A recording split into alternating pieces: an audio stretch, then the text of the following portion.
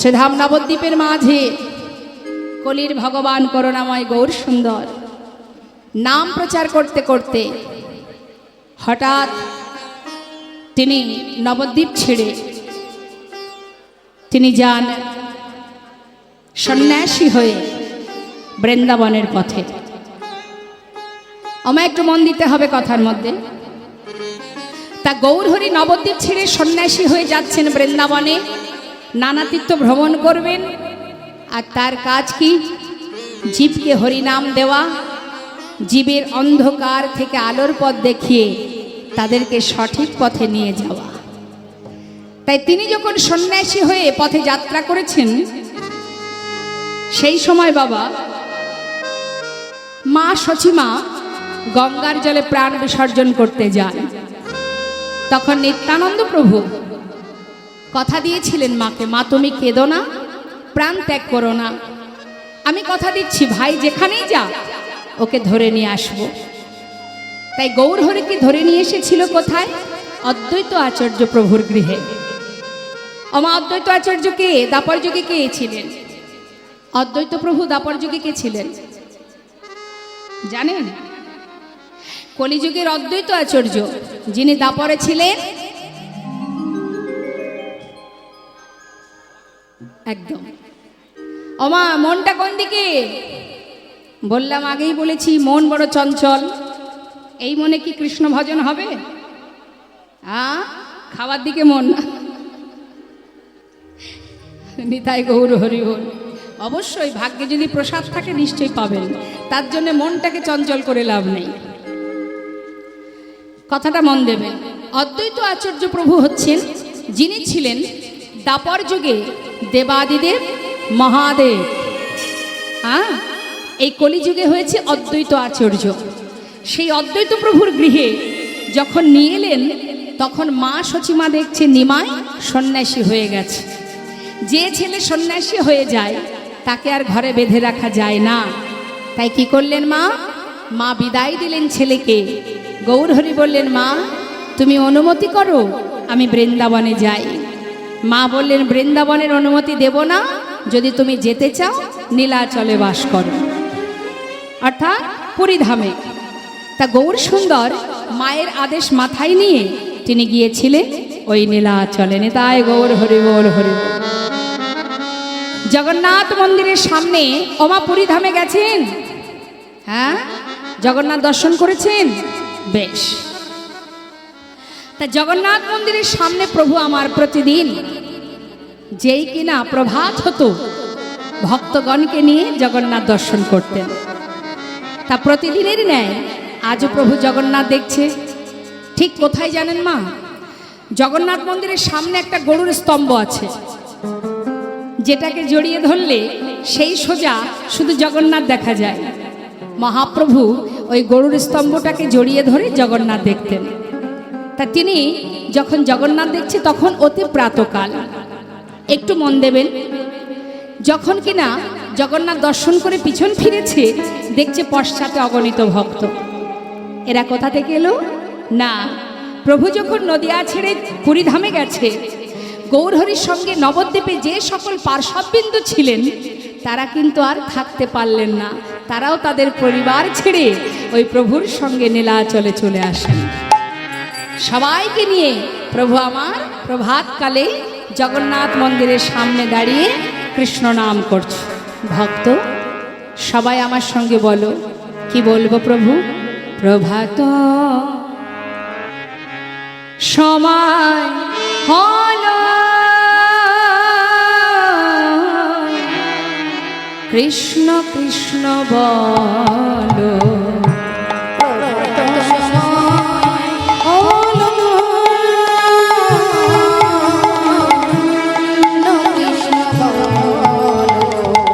প্রভাত সময় হলো, কৃষ্ণ কৃষ্ণ বলো।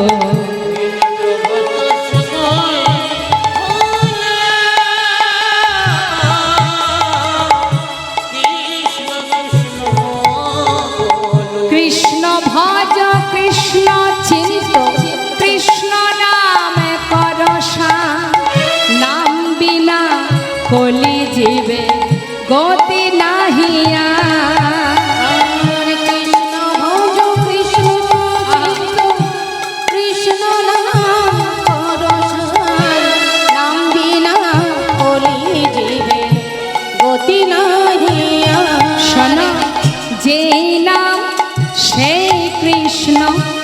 ভজনিষ্ঠা করি নামের সহিতে আছে আপনি শ্রী হরি নাম ভজনাম নাম কর হরি বল হরি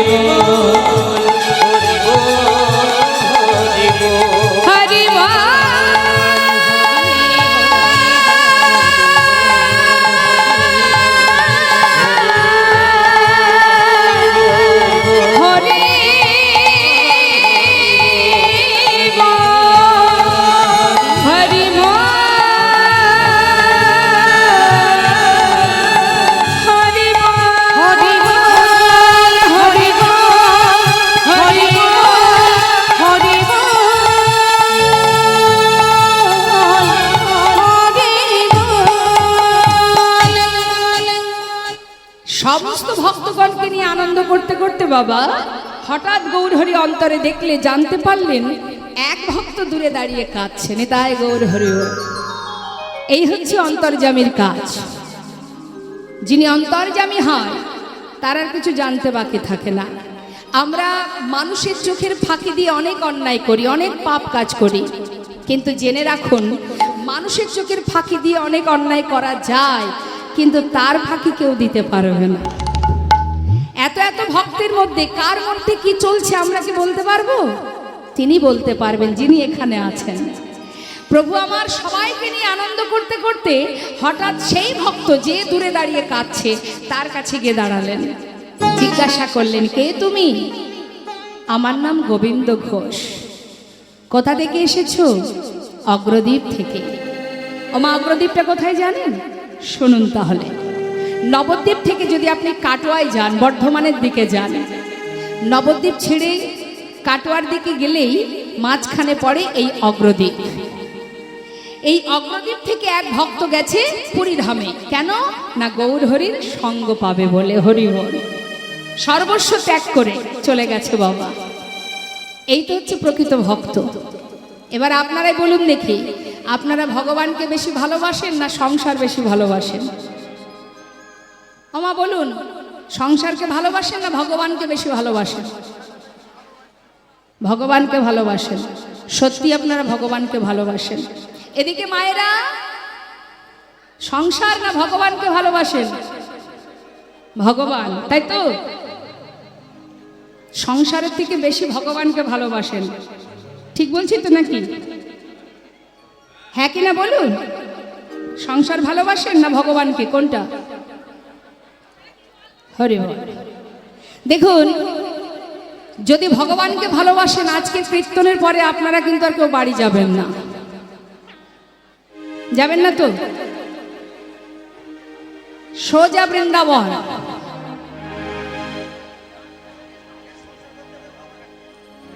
হ্যাঁ, দিক অনেকগুলো আছে বাবা। আপনি সংসারে থেকেও ভগবানকে ডাকতে পারবেন, আবার যদি আপনি সন্ন্যাসী হন তাতেও ভগবানকে ডাকা যায়। অনেক দিক আছে। কিন্তু আমরা যদি বলি যে আমরা সংসারের থেকে ভগবানকে বেশি ভালোবাসি, তাহলে ভুল হয়ে যাবে। কারণ আমরা ভগবানকে ভালোবাসি, তার থেকে বেশি ভালোবাসি সংসারকে। নিতাই গৌর হরি বল। যারা প্রকৃত ভগবানকেই ভালোবাসে, যারা সর্বস্ব ছেড়ে চলে গেছে, তার প্রমাণ সরগোস্বামী।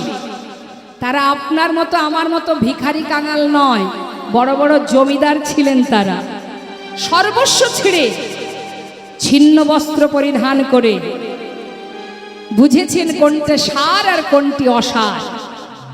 সংসার করো, সংসারে দায় দায়িত্ব পালন করো, অর্থ উপার্জন করো, ছেলে মেয়ের ভবিষ্যৎ করো, এটা তোমার ডিউটি, এটা তোমার দায়িত্ব। কিন্তু মনটা দিয়ে দাও গোবিন্দ চরণে। সেই শিক্ষা দিয়ে গেছেন একজন প্রেমময়ী রাধারানী। তিনি শ্বশুর ঘরে তিনি রন্ধন করেছেন, কর্ম করেছেন, আদেশ পালন করেছেন, কিন্তু মন কোথায় থাকতো? গোবিন্দের কাছে। তুমিও কর্ম করো, এটা তোমার দায়িত্ব, পালন করো, কিন্তু মন যদি সংসারে দিয়েছো, সারা জীবনই কাঁদতে হবে। মন দিতে হবে গোবিন্দ চরণে। তোমার সংসার প্রভু, তুমি ভালো রাখলে ভালো থাকবে, খারাপ রাখলে খারাপ থাকবে, তাতে কোনো দুঃখ নেই। আমার পরিবারে যদি 5 জন থাকে তাহলে তুমিও আমার পরিবারের একজন। বাজার থেকে খাবার কিনে যখন আনি, বাড়িতে গুনে গুনে দেখি 5 জন না 7 জন আছে। 5 জন থাকলে 5টা রসগোল্লা আনা হয়, কিন্তু ঘরের কোণে যিনি পাহারাদার বসে আছেন, যিনি সারা জীবন ধরে কোনায় বসে হা করে থাকে, ভক্ত কতক্ষণে আমাকে 2টো নকুল দানা দেবে, তার জন্য কি একটা রসগোল্লা বাড়ি আসে? সবার কথা বলবো না, তাই মাথায় রাখবেন মা, সংসার হচ্ছে এই যে সংসার, আমার করে দিন কাটাচ্ছি, কেউই আমার নয়। তার একটি গান আপনারা শুনেছেন, আপন আপন করছো যারে সে তো আপন নয়, দিন ফুরালে বুঝবে আপন যে পর হয় না। তাই গৌর হরি বল, সেই দিন বুঝবে, আজ নয়।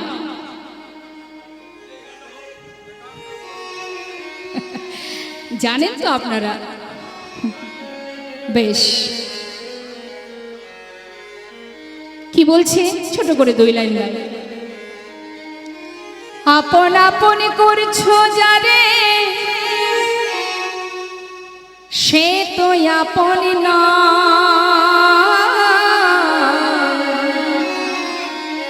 দিন ফুরালে বুঝবে তখন আপন যে পর হয়।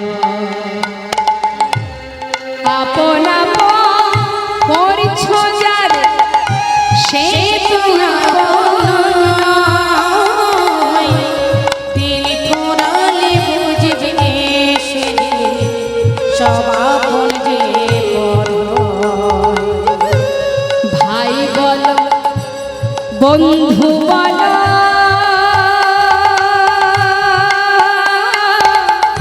কেউ তো কারো নয়, মনে রে কেউ তো কারো নয়। ভাই বলো বন্ধু বলো কেউ তো কারো নয়, মনে রে কেউ তো কারো নয়।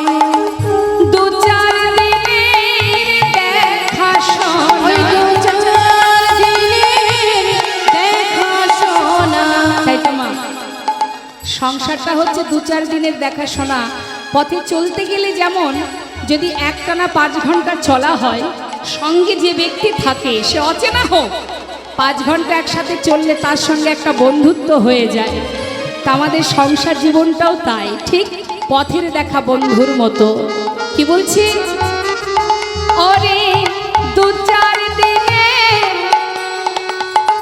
দেখা শোনা, 2-4 দিনের দেখা শোনা, পথের পরিচয় কেউ তো কারো নয়, মনে রে কেউ তো কারো নয়।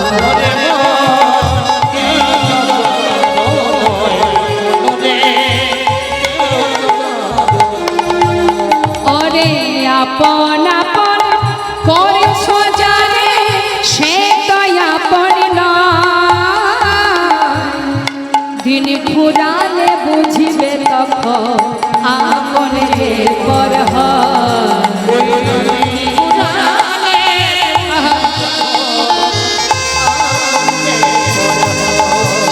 ওরে মা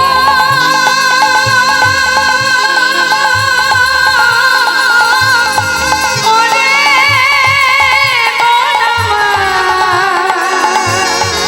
মনমা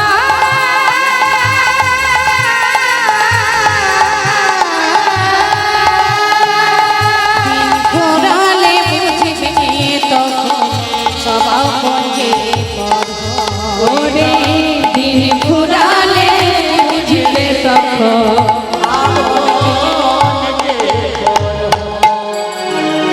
তাহলে আপন কে মা? জগতে সবই যদি আমার না হবে তাহলে আমার কে? কে আমার? একটা সুন্দর দৃষ্টান্ত দিই। হরে কৃষ্ণ। ছোট্ট একটি শিশুর সামনে বাবা যদি আপনি অনেক টাকা আর একটা সুন্দর খেলনা রাখেন, বাচ্চা কোনটা আশ্রয় করবে? খেলনা আশ্রয় করবে, কারণ কৈশোর বয়সে তার স্বভাব ওই খেলনা নিয়ে খেলা করা, তাই তার ছুটে যাবে সে আগে খেলনাতে। তাহলে সেই বয়সে কি আশ্রয় করলো মা? খেলনা। কিন্তু এই আশ্রয়টা কিন্তু সারা জীবন থাকবে না, আবার যখন আরেকটু বড় হবে তখন তার আশ্রয় কি হবে? বিদ্যা, লেখাপড়া, তাই তো? হ্যাঁ, যাই হোক, এবার সে যখন আরো বড় হবে আবার আশ্রয় বদলাবে। আমরা একটা মানুষ সারা জীবনে বারবার বদলে যায়, পরিস্থিতির কারণে সময়ের সাথে সাথে মানুষ বদলায়। তাহলে যখন সে আরো বড় হয় বাবা, তখন তার আশ্রয় কি হয়? টাকা। কোথায় গেলে টাকা পাবো? দেশে হোক বিদেশে হোক, বিবাহ হবে, ছেলে মেয়ে হবে, টাকার পিছনে ছুটবে। তাহলে এক জীবনে কবার বদলালো আশ্রয়?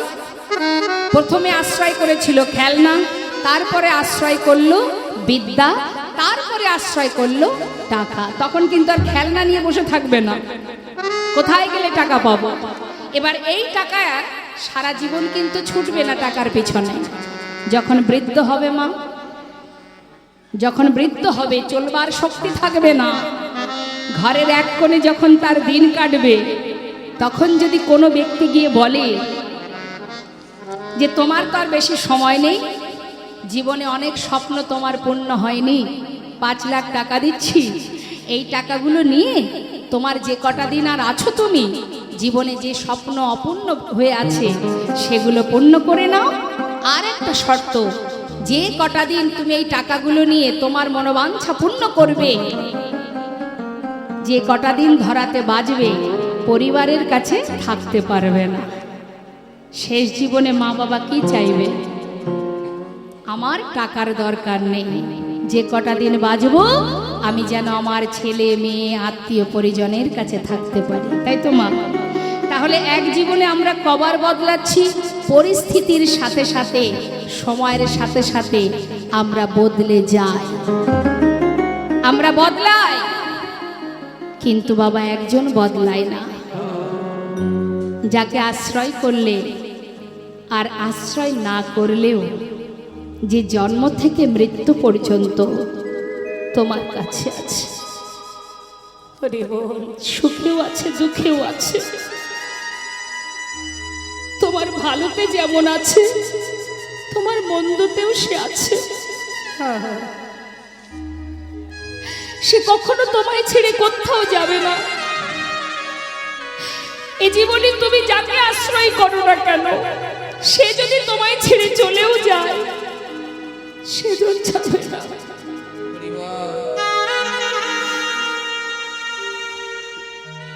মহাভারতে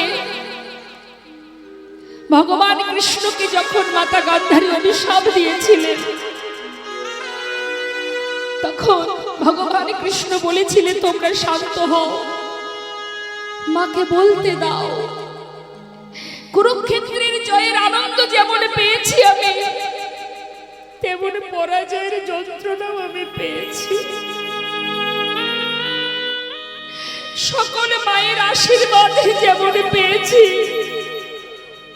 তেমন সকল মায়ের অভিশাপ আমি গ্রহণ করতে চাই। তোমরা মাকে বাধা দিও না, তিনি যেটা বলছেন বলতে দাও। মাতা গান্ধারী বলেছিলেন কুরুবংশ যেমন ধ্বংস হয়ে গেছে, তোমার যদুবংশ ধ্বংস হয়ে যাবে, একটা দ্বীপও বেঁচে থাকবে না, তোমারও মৃত্যু হবে একটি ব্যাধের হাতে। মায়ের অভিশাপ আশীর্বাদ স্বরূপ ভগবান মাথায় তুলে নিয়েছিলেন। তাই জগতে একজনই আছে মা, শুধু দেখার নয়ন দিয়ে একবার দেখো, দিব্য জ্ঞান দিব্য দৃষ্টি দিয়ে চেয়ে দেখো, তোমার পাশে কেউ না থাকলেও সদা সর্বদাই একজন আছে। তুমি শুধু একবার ডেকে দেখো,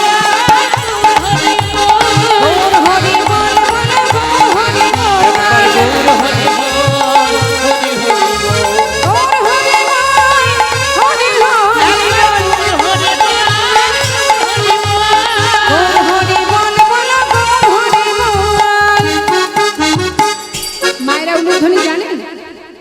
জানেন উলুধ্বনি? শোনান তো দেখি।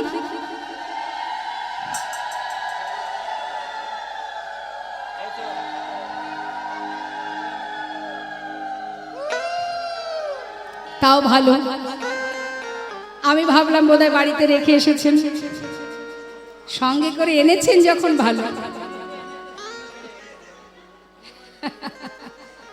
ওই একটা গল্প মনে পড়ে গেল, বলবো? সত্যনারায়ণের পূজা হয় যখন, বা লক্ষ্মী পূজা হয়, ঘরে ঘরে হয়তো বাবা ঠাকুর মশাইদের সেদিন একটু চাপ থাকে খুব। এখন শাশুড়ি মা সব কিছু গুছিয়ে রেখেছেন, আর একটু শহরী বৌমা, সে যাই হোক বাড়ির বৌমা, এখন সব কিছু শাশুড়ির দায়িত্ব গুছিয়ে রাখা। এখন ঠাকুর মশাইকে আসতে দেরি দেখে শাশুড়ি মা বলছেন, মা তুমি একটু বসো, ঠাকুর মশাই আসলে বসতে বলো, আমি একটু স্নান করতে গেলাম। বেশ, এখন যেই না শাশুড়ি স্নানে গেছে সেই সময় ঠাকুর মশাই এসে হাজির। কি যে মা জননী, তোমার মা কোথায়? ঠাকুর মশাই একটু বসুন, মা এক্ষুনি আসবে।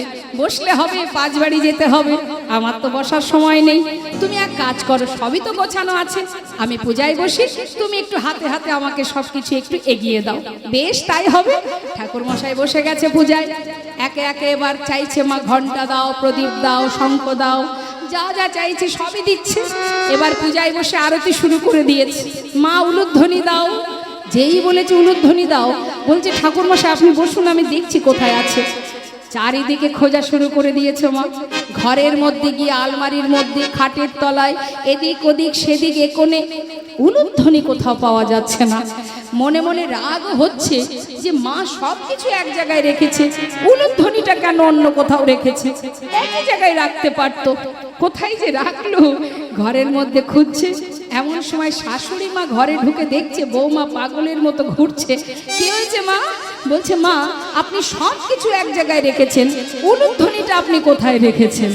শাশুড়ি মাথায় হাত, কি সর্বনাশ, কি বিপদ, কি বিপদ! আগে থেকে যদি না জানা থাকে সময় মতো কি পাওয়া যায়? হ্যাঁ, আরে বাবা, উলুধ্বনি তো আর আলাদা কোনো বস্তু নয়, সে তো যার যার বদনে থাকে। নিতাই গৌর হরি বল। তা আমি ভাবলাম বোধহয় সেই রকমই বোধহয় আপনারাও বাড়ি রেখে এসেছিলেন, কাছে করে এনেছেন, তাহলে জানা আছে উলুধ্বনি। হ্যাঁ, নিতাই গৌর হরি বল, হরি বল। উলুধ্বনি করলে রাধা গোবিন্দের যুগল ধ্বনি হয়ে যায়। কারণ এই যে উ আর লু দুটো অক্ষর, এর মধ্যে কারা থাকে জানেন? শুনে নিন, শাস্ত্র কি বলছে? উতে আছে রাধা রানী, উতে আছে রাধা রানী, মুতে নীল কান্ত মণি, উতে আছে রাধা রানী, উতে নীল কান্ত মণি, উতে আছে রাধা রানী, মুতে নীল কান্ত মণি, সবাই করো যুগল ধ্বনি। হরি বল, হরি বল, সবাই করো যুগল ধ্বনি। মুতে নীল কান্ত মণি, উতে আছে রাধা রানী। দিনান্তে কেউ যদি একবার উলুধ্বনি করে, তাতে রাধা গোবিন্দের যুগল ধ্বনি হয়ে যায়। তাই উলুধ্বনিটা কখনো বাদ দেবেন না। যখনই জয়ধ্বনি হবে সবাই মিলে উলুধ্বনি হরিধ্বনি করবেন। তা কি হলো, মা ভক্তগণকে নিয়ে যাচ্ছে। এখন যেতে যেতে হলো কি, ভক্ত পিছনে, গৌরহরি অনেক দূর এগিয়ে গেছে। গৌরহরি আগে আগে যাচ্ছে, ভক্তরা পিছনে পড়ে গেছে, বেশ কিছুটা দূরত্ব হয়ে গেছে। এক ভক্ত বলছে, হায় হায়, প্রভু যদি আগে আগে চলে যায়, আমরা তো ঠিকঠাক রাস্তাঘাট চিনি না, যদি পথ ভুলে যায়। আর এক ভক্ত বলছে, তাতে কি আছে, যাচ্ছে যাক না, কি আছে, আমরা তো পিছনে আছি, আমাদেরকে না নিয়ে তো তিনি কোথাও যাবেন না, যাচ্ছে যা। এবার কি হয়েছে দেখুন মা, গৌরহরি আগে আগে আর পশ্চাতে ভক্তগণ। কিছুটা পথ যাবার পর গৌরহরি কণ্ঠটা শুকিয়ে গেছে, পিপাসা পেয়েছে। এখন তৃষ্ণার্ত প্রভু আমার পথে যাচ্ছে আর বলছে, হে কৃষ্ণ, কোথাও যদি একটু জল পেতাম, একটু তৃষ্ণা নিবারণ করতাম। ভাবতে ভাবতে যাচ্ছে, হঠাৎ দেখছে এক গোয়ালা কাঁধে করে বাঁক নিয়ে, বাঁকের শিখায় ঘোলের ভাণ্ড সাজিয়ে নিয়ে আসছে। ভালো ঘোল আছে, ও গোয়ালা, বলুন বলুন, ঘোল আছে? আছে গো। এদিকে এসো, এদিকে এসো। গৌরহরি মনে মনে ভাবছে, মা কৃষ্ণ কেমন কৃপাময়, আমি ঘোল চেয়েছি, আহা জল চেয়েছি, আমার জন্য ঘোল পাঠিয়ে দিয়েছি। এদিকে কাছে ডেকে নিয়ে বলছে, গোয়ালা একটু দাও দেখি, প্রচন্ড তৃষ্ণা পেয়েছে। গোয়ালা দেখছে সাধুর বেশ, সাধু বাবা, মনে মনে ভাবছে, যাক সাধুর কাছে যদি কিছু বিক্রি করতে পারি তাহলে আমাকে আর বেশি দূর ঘোরাঘুরি করতে হবে না। ও ঠাকুর একটু দাঁড়াও। বাঘটা নামিয়ে যেই না একটা ভাণ্ড দিতে গেছে বাবা, হঠাৎ গৌরহরি বলে উঠলেন, শোনো, ওই ছোট ভাণ্ডে আমার হবে না, আমার প্রচণ্ড তৃষ্ণা পেয়েছে, যেটা বড় ভাণ্ড আছে ওটা আমাকে দাও। গোয়ালা মনে মনে ভাবছে, যাক, এত বড় ভাণ্ডের ঘোলটা যদি এই ঠাকুর খায় তাহলে আমাকে তাড়াতাড়ি বেচা কিনা করে ঘরে চলে যেতে পারবো। ও ঠাকুর দিচ্ছি, দাঁড়াও দাঁড়াও। মনে মনে খুব খুশি বাবা, ভাবছে ঘুম থেকে উঠে কার মুখ যে দেখেছিলাম, দিন যে এত ভালো যাবে বুঝতে পারিনি। তাড়াতাড়ি করে ছোট ভাণ্ডগুলি নামিয়ে বড় ভাণ্ডটা প্রভুর হাতে দিয়েছে। প্রভু সেই এক ভাণ্ড ঘোল পুরোটা সেবা করে খালি ভাণ্ডটা দিয়ে বলছে, গোয়ালা না ধরো, কৃষ্ণ কৃপাময় তোমায় যেন কৃপা করে। গোয়ালা ভাবছে ঠাকুর দামটা বের করুক, আমি ততক্ষণে ভাণ্ডগুলি গুছিয়ে নিই। সে মনের সুখে ভাণ্ড গোছাচ্ছে। গোছানো হয়ে গেছে, হাত বাড়াবে এমন সময় দেখছে ঠাকুর চলে যাচ্ছে। ঠাকুর, ও ঠাকুর, ও ঠাকুর। গৌরহরি পিছন ফিরে বলছে, ডাকছো? ডাকছো মানে? আরে তুমি যে ঘোলটা খেলে ঘোলের দামটা দাও। ঘোলের দাম? আমি আর দাম কোথায় পাবো? ও বলা, আমি তো সন্ন্যাসী, দেখতে পাচ্ছ না আমাকে? আমি আর করি কোথায় পাই বলো? সে কি কথা? তাহলে তুমি ঘোল খেলে কেন? আগে বলনি কেন? আমি তোমাকে ঘোল দিতাম না, তাও কিনা আবার বড় ভাণ্ডের ঘোল। এখন কিনা বলে দাম নাই। অত শত জানি না, আগে ঘোলের দাম দেবে তারপরে যাবে।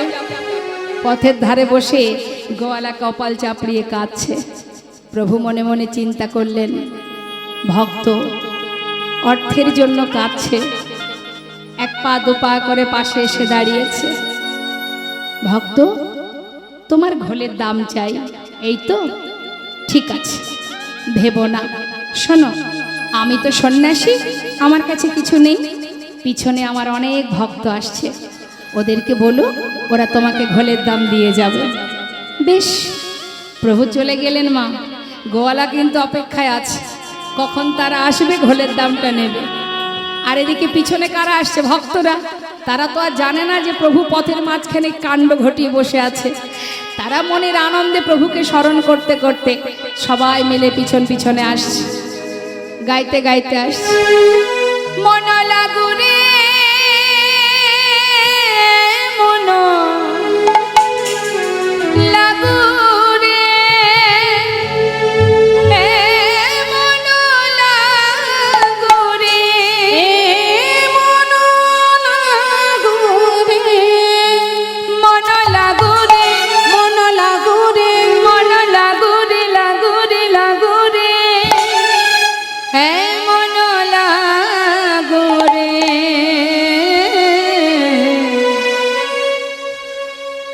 তোহারি চরণে মন লাগুরে, তোমারি চরণে মন লাগুরে, তোমারি চরণে মন লাগুরে, মন লাগুরে,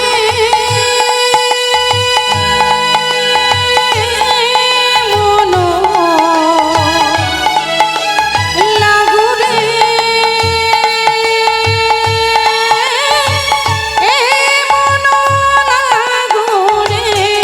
মন লাগুরে, মন লাগুরে, লাগুরে, লাগুরে, লাগুরে, মন লাগুরে। তোহারি চরণে মন লাগুরে, তোহারি চরণে মন লাগুরে, তোহারি চরণে মন লাগুরে। বন্ধ করো। কে বললেন? ওই যে গোয়ালা বসে আছে। দল বেঁধে সবাইকে আসতে দেখে বলে উঠলেন, বন্ধ করো। ভক্তগণ সবাই থমকে দাঁড়িয়েছে। কি ব্যাপার? কি চাই তোমার? দেখো অনেকক্ষণ দাঁড়িয়ে আছি, ঘোলের দামটা দাও তো দেখি, আমি যাই। ঘোলের দাম? তোমার ঘোল তো আমরা কেউ খাইনি। খাইনি মানে? তোমাদের সঙ্গের সঙ্গী ঘোল খেয়ে বলে কিনা দাম নাই। দেখি দাও তো বাপু, আমি তাড়াতাড়ি যাই। আরে বাবা, কে খেয়েছে তোমার ঘোল? আগে বলো কে খেয়েছে। গোয়ালা বলছে আমি তাকে চিনি না। চেনো না? কে? এই ঘোল খেয়েছো? এই খেয়েছো? এই ঘোল খেয়েছো? ওমা, আপনারা ঘোল খেয়েছেন নাকি? খেয়েছেন ঘোল? খেয়েছেন? বলছে হ্যাঁ খেয়েছি। খেয়েছেন তো দাম দেননি কেন? খাননি? আচ্ছা দেখো কাণ্ড, কেউ যদি ঘোল না খায় শুধু শুধু কেউ ঘোলের দাম দেবে? গোয়ালা বলছে বললাম তো তোমাদের সঙ্গের সঙ্গী। হ্যাঁ না না, সেটা একটু একটু বলতে পারবো। শুনবে, এইরকম মানুষ আমি আগে কখনো দেখিনি। কি অপূর্ব দেখতে তার। নবীন যৌবন, আমার গৌরহরি রূপ বর্ণনা করছে। কি বলছে? নবীন যৌবন। প্রভু যখন সন্ন্যাসী হন বয়স তখন 24 বছর, তাই বলছে নবীন যৌবন। আচ্ছা, আর গায়ের রং কেমন জানো? গলিত কাঞ্চনা,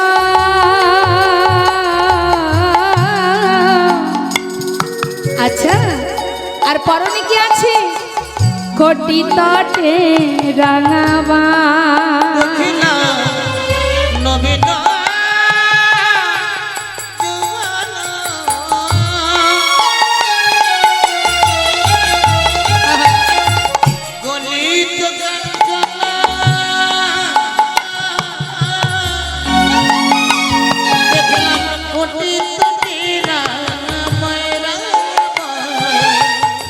সে যে কি অপরূপ রূপ মাধুরী,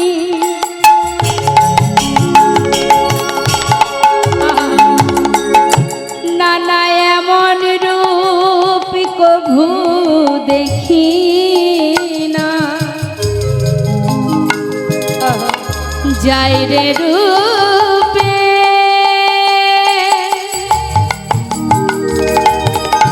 যাই রে রূপে,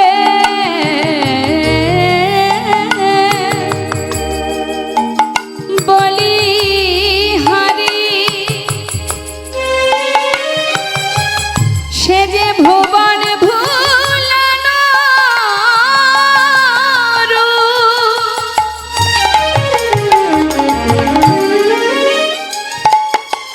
কি বলব সে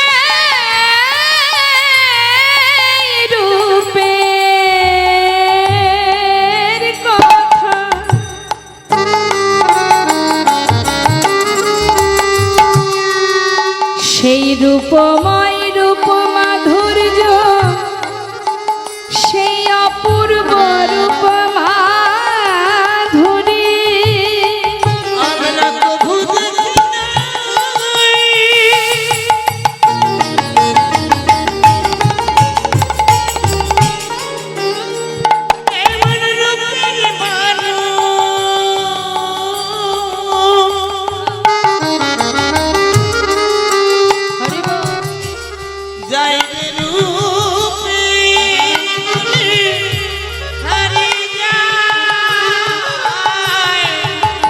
নবীন যৌবন,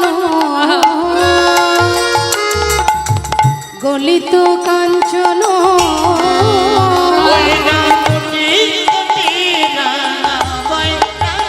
আবার কৃষ্ণ বলিয়া দুবাহু তুলিয়া, কৃষ্ণ বলিয়া দুবাহু তুলিয়া, নাচিয়া নাচিয়া যায়, নাচিয়া নাচিয়া যায়।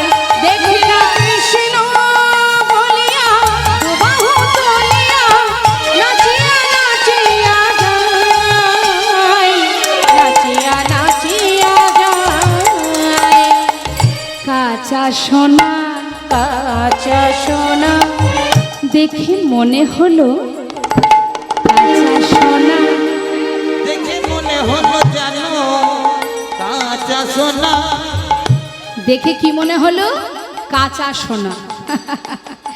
ভক্তগণ বলে উঠলেন, আরে দাঁড়াও দাঁড়াও দাঁড়াও, আর বলতে হবে না, তোমার বর্ণনা শুনে বুঝে নিয়েছি তুমি আমাদের গৌরহরির কথা বলছো। সে তোমার কাছে ঘোল খেয়েছে, ঘোলের দাম দেয়নি, এই তো কথা। বলি ও গোয়ালা, সে যেমন দাম দিতে পারেনি, আমরা তো তারই সঙ্গী, আমরা করি কোথায় পাবো? হায় হায় হায়, ঠাকুর মিথ্যা কথা বলে গেল। এরাও দাম দিল না, সেও দিল না, এত বড় ক্ষতি করে গেল। কোনোদিন কি ভালো হবে তার? যে আমার এত বড় ক্ষতি করলো, তার ভালো কোনোদিন হবে? কখনো ভালো হবে না। একা একা বকছে বাবা, আর কাঁদছে, আর নিজের মতো ভাণ্ড গোছাচ্ছে, আর মনের সান্ত্বনা দিচ্ছে, যা হলো তা হলো। সব দিন যে সমান লাভ হবে এমন তো কথা নয়। যা ঠাকুর খেয়েছে কি আর করা যাবে, আজ না হয় একটু লসই হলো। মনকে সান্ত্বনা দিয়ে মনে মনে রাগ হচ্ছে, আজ আর বিকিকিনি করবই না। ভাণ্ডটা গুছিয়ে নিয়ে যেই না বাঘটা কাঁধে তুলতে যাবে মা, হঠাৎ দেখছে বেজায় ভারী। এত ভারী কেন? সবচেয়ে বড় ভাণ্ডের ঘোল খেয়েছে ঠাকুর, আমার বাপ তো হালকা হয়ে যাবে। কি ব্যাপার দেখি তো। যেই না ভাণ্ডগুলি নামিয়েছে, ছোট ভাণ্ডগুলি বড় ভাণ্ডটি যেটার ঘোল প্রভু সেবা করেছে, সেই ভাণ্ডের দিকে লক্ষ্য দিয়ে দেখছে কানায় কানায় পরিপূর্ণ স্বর্ণ মুদ্রা। বাঘ ফেলে রেখে ছুটতে ছুটতে যাচ্ছে গৌরহরি।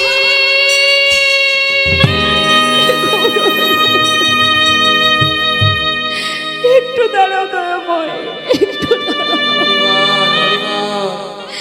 চরণটা জড়িয়ে আছাড় খেয়ে পড়েছে চরণ তলে। হে প্রভু, আমি একই করলাম, না জেনে না বুঝে তোমায় কত কটু কথা বলেছি। আমি তোমায় চিনতে পারিনি প্রভু, চিনতে পারিনি। আমাকে ক্ষমা করে দাও, আমার অপরাধ ক্ষমা করো দয়াময়, ক্ষমা করো। গৌরহরি বলছে, গোয়ালা